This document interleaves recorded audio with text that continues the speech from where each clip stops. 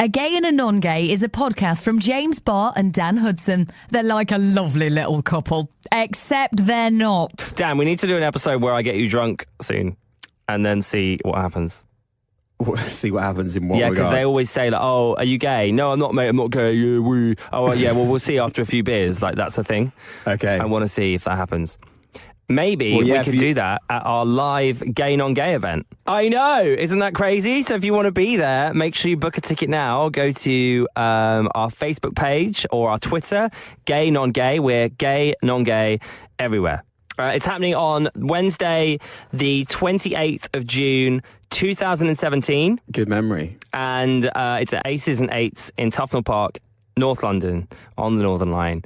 And it starts at 7:45. Yeah, see you and then. it's only £4 plus a booking fee if you buy in advance. Have you been to Aces and Eights before? Yeah. Have you? Yeah. It's very non-gay. I saw some awful comedy downstairs. Really? Yeah, which will be very similar to our night.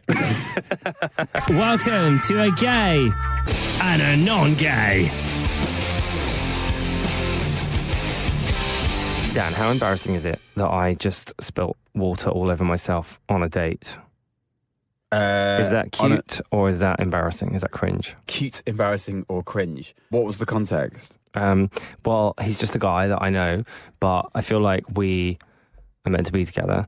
So we've known each other a while, but we went for dinner, like a quick dinner, and it was very much pitched as, I'm going to do the podcast, so it won't be a late one, but let's have a quick, speedy dinner. And we had a bottle of wine.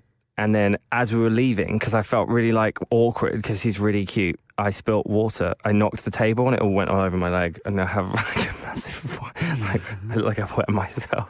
And then what did he say? He was like, do you want to go to the handryer and dry yourself off? So I did, but then I just thought, I can't be bothered. And what an actually, invitation. and then I thought, does it look more confident if I just don't bother? So I went and then I came back and was like, you know what, I can't be bothered.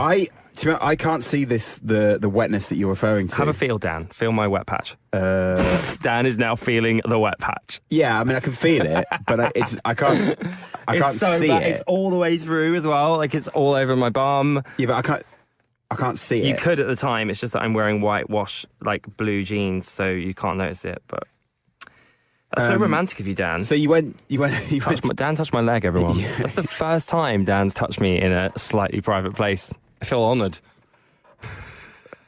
Sorry, I'm being weird again. The guy hasn't necessarily clocked that you've spilt it because you're nervous. No. Like, I spill shit all the time. I don't think so. I think you're And it's just overthinking 'cause I spill shit. Not because I'm nervous necessarily. I spill shit, Dan Hudson. I feel like you're overthinking this, Dan. I know. I don't overthink it. You're overthinking it. No, I'm not. It's just things happen. Move on. Okay. Dan, your dating advice is so awful. Do you know that? It's really... not. It is! We've just talked about this before. No, It's but actually that's what really- I mean. It's actually not good at all. Well, it must be good because you keep coming back for more.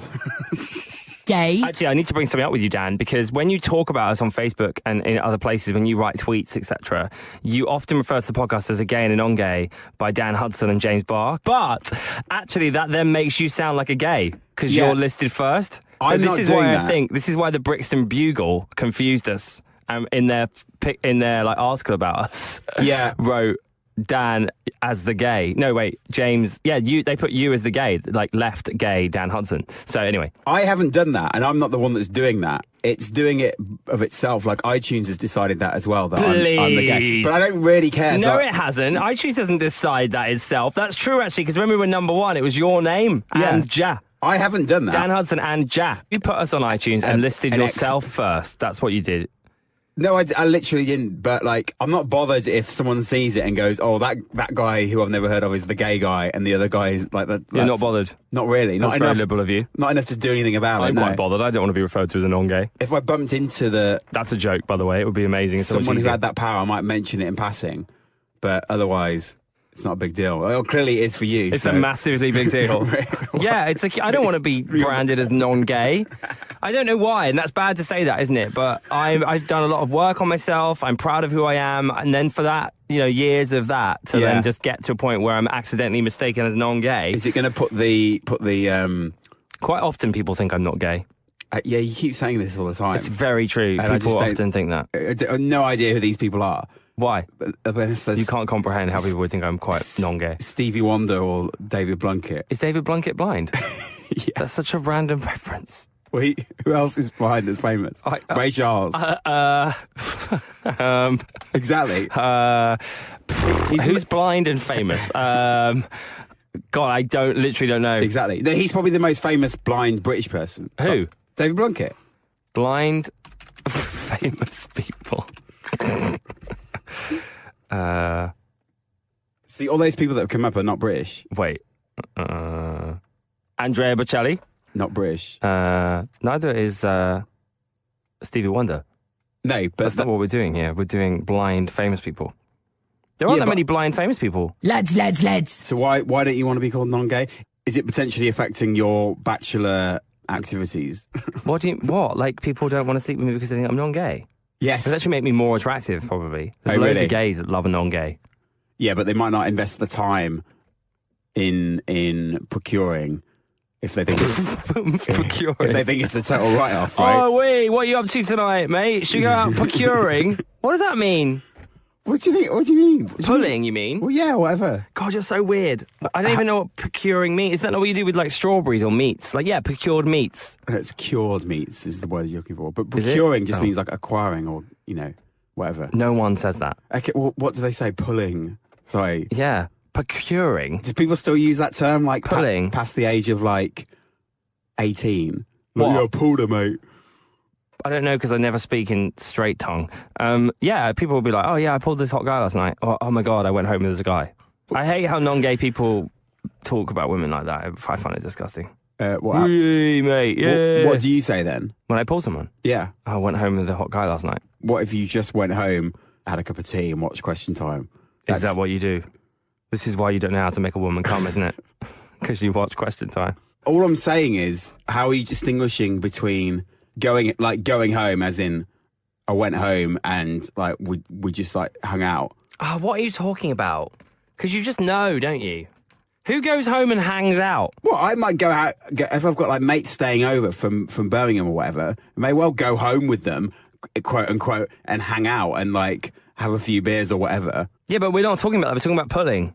Yeah, but my point Unless you go home with your lads and have a few beers and then whatever, which is a bit of a suspect thing to say. My point is, the phrase that you're using, going home with, is an umbrella term that could incorporate all too many things. Too many things. What? Well, like actually going home and just like chilling out, like that you might do with chilling a friend. Out means having sex with someone now. No, it doesn't. Okay, well, not. It does. Like Netflix and chill. That's what it means. It means having sex. If you're like, oh, I chilled out with this guy, that means I had sex with a guy. I think you do want to be gay. Well, why? Oh, you're not saying no then? No, well, I am saying no, but I'm... Well, are you sure?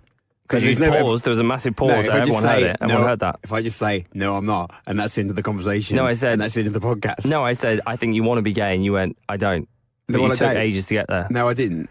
You did? I didn't. I said there was a massive pause. Well, anyway, basically there was this recent study of like 18 to 24-year-olds. 1 in 2 chose to say that they were something other than 100% heterosexual when placing themselves on a sexuality scale. Right. Which would suggest that people don't feel like they are gay or non-gay. They're just somewhere in the middle. I mean, I wouldn't put myself in with those people. Why not? Because I don't have any desire to be with a man. Okay, well, like Ollie Murs has said he's 20% gay.